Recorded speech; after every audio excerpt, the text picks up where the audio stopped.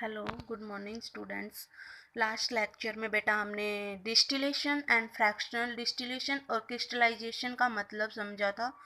हमने देखा था कि डिस्टिलेशन एंड फ्रैक्शनल डिस्टिलेशन में क्या डिफरेंस होता है बेटा। अगर दो मिसिबल लिक्विड जिनका टेम्परेचर डिफरेंस काफ़ी हाई है, तो अगर हमें उन्हें सेपरेट आउट करना है तो हम डिस्टिलेशन मेथड यूज करेंगे। और अगर उनके बीच में जो बॉइलिंग पॉइंट टेम्परेचर डिफरेंस है वो बहुत ज़्यादा कम है, तो वहाँ हम डिस्टिलेशन से उनको सेपरेट आउट नहीं कर पाएंगे। उनके लिए हमें फ्रैक्शनल डिस्टिलेशन मेथड लगाना पड़ेगा बेटा। क्रिस्टलाइजेशन मेथड हमने यूज किया था अगर हमें किसी इम्प्योर साल्ट को प्योर साल्ट बनाना है, तो हम वहाँ पे क्रिस्टलाइजेशन मेथड यूज करेंगे उसको प्योर साल्ट बनाने के लिए। ठीक है, उसके बाद हमारा नेक्स्ट टॉपिक है purification of surface water can be done through following step. हमें सरफेस वाटर को प्योरीफाई करना है, तो उसके लिए हमें क्या करना पड़ता है?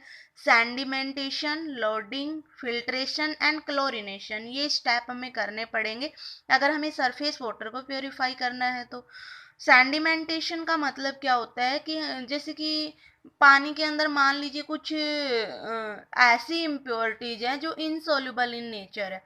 जैसे कि पानी के अंदर मिट्टी है या पानी के अंदर कंकर वंकर पड़ा है ना, तो उसके लिए क्या करना पड़ेगा? हमें कुछ भी नहीं करना है, थोड़ी देर के लिए उसको अनडिस्टर्ब रख दीजिए बेटा। थोड़ी देर में क्या होगा, आपका जो रेत वेत या मिट्टी विट्टी जो भी कुछ था वो नीचे आ जाएगा, पानी आपका ऊपर आ जाएगा। That is the sedimentation process. ठीक है, तो सैंडिमेंटेशन में हम कुछ नहीं करने वाले, बस अनडिस्टर्ब छोड़ेंगे और जो भी इंसॉल्युबल इम्प्योरिटीज है वो नीचे सेटल डाउन हो जानी है। उसके बाद लोडिंग प्रोसेस करेंगे। उसमें हम क्या करेंगे कि जो भी हमने सैंडिमेंटेशन करके वाटर प्राप्त किया है उसमें हम आलम या लाइम डालेंगे, पोटाश आलम फिटकरी जिसको हम बोलते हैं ना, एंड लाइम डालेंगे। तो और उसको कुछ प्योरीफाई करेंगे, कुछ कंपाउंड्स रिएक्ट करेंगे आलम एंड लाइम के साथ और सेपरेट आउट हो जाएंगे हमारे वाटर से। And after that we do filtration.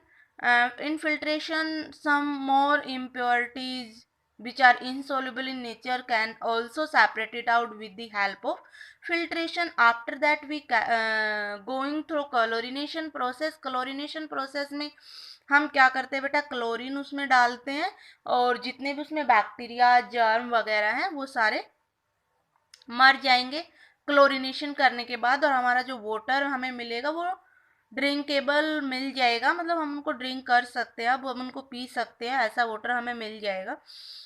आपने लाल दवाई सुना होगा ना कि पानी में तो भी दवाई डाली हुई है। कई लाल दवाई भी बोलते हैं कि लाल दवाई डाली हुई है, तो वो कुछ नहीं होता, वो क्लोरीन ही होता है ना। तो अगर हमें सरफेस वाटर को प्योरीफाई करना है, first we have to sedimentation, after that loading, then do filtration and chlorination process. Okay बेटा, अब यूनिट का हमारा लास्ट टॉपिक है चेंज अराउंड अस। हमारे चारों तरफ दो तरीके की चेंज हम देख सकते हैं बेटा, one is physical and second is chemical change. अगर फिजिकल चेंज है तो हम कैसे पता करेंगे कि it is a physical change और it is a chemical change? तो physical change, no new substance is formed, कोई नया सब्सटेंस नहीं बनता है। मास डज नॉट चेंज बेटा, मास भी चेंज नहीं होगा। मतलब जो आप रिएक्टेंट लेके चल रहे हो, जो आप चीज लेके चल रहे हो, बाद में वो उतना ही रहना है, मास चेंज नहीं होता है। ठीक है, energy is neither absorb nor release, ना एनर्जी हमारी रिलीज होती है ना एब्जॉर्ब होती है। जैसे कि मान लीजिए मेरे पास एक लकड़ी का टुकड़ा था, ठीक है, या बहुत बड़ा ब्लॉक ऑफ वुड था, बहुत बड़ा टुकड़ा था लकड़ी का। मुझे उसको छोटे छोटे टुकड़े बनाने हैं। मैंने उनको क्या किया, कट कर दिया बेटा। क्या कट करने के बाद लकड़ी डायमंड बन गई है? नहीं, लकड़ी ही है ना। तो इसका मतलब क्या है कि कोई भी न्यू सब्सटेंस तो नहीं बना, वो जैसा था वैसा ही है। Mass does not change, mass does not change का मतलब क्या है बेटा, मैं ये नहीं कह रही हूँ कि छोटे छोटे पीसीज का भी उतना ही मास है जितना बढ़ेगा, लेकिन उन सारे छोटे छोटे पीसीज का मैं जोड़ के अगर मास देखूं तो वो उतना ही है जितना बढ़ेगा। तो mass does not change. Energy is neither absorb, ऐसा तो नहीं हुआ कि मैंने लकड़ी को जब तोड़ा तो वहां हमें उसको एनर्जी देनी पड़ी, या जब लकड़ी को तोड़ रहे थे कुछ अमाउंट ऑफ एनर्जी निकल रही थी लकड़ी में से, तो ऐसा कुछ नहीं होता है ना बेटा। And it is reversible and inter convertible state of matter, ये रिवर्सिबल होती है। मतलब कि हम उसको उसी में वापस कन्वर्ट कर सकते हैं। हमने पेज को फाड़ा, पेज को वापस बना सकते हैं, है ना। कैंडल को हमने तोड़ दिया, वापस जोड़ सकते हैं। तो मतलब ये फिजिकल चेंज है, रिवर्सिबल होते हैं जर्नली। जैसे ग्लोइंग ऑफ बल्ब, मैंने कहा मैंने बल्ब जलाया, क्या मैं उसे स्विच ऑफ नहीं कर सकती? कर सकती हूँ, जहाँ से जलाया वहां से स्विच ऑफ भी कर सकते हैं, है ना। तो ये सारी रिवर्सिबल प्रोसेस होती हैं। न्यू सब्सटेंस नहीं बनता है, मास चेंज नहीं होता है, एनर्जी एब्जॉर्ब या रिलीज भी नहीं होती है बेटा। ठीक है। After that chemical change in which new substance is formed, mass is also change, energy release और absorb and it is reversible, irreversible in nature बेटा।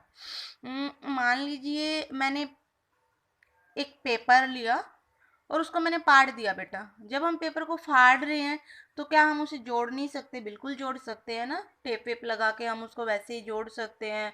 और हमने फाड़ा है तो फाड़ने के बाद भी वो पेपर ही है, ऐसा नहीं है कि वो कुछ और बन जा रहा है ना। तो कोई एनर्जी हमें पेपर से निकलती नहीं दिखाई पड़ रही, या ना कोई एनर्जी हमें देनी पड़ी उस पेपर के अंदर। तो क्या है कि जब हमने पेपर को फाड़ा बेटा, तो वो एक फिजिकल चेंज था, कुछ भी नया ऑब्जर्व नहीं हुआ मुझे। ना मास चेंज हुआ, ना नया सब्सटेंस बना, ना एनर्जी की जरूरत पड़ी, कुछ भी नहीं चाहिए था। तो वो एक फिजिकल चेंज था बेटा।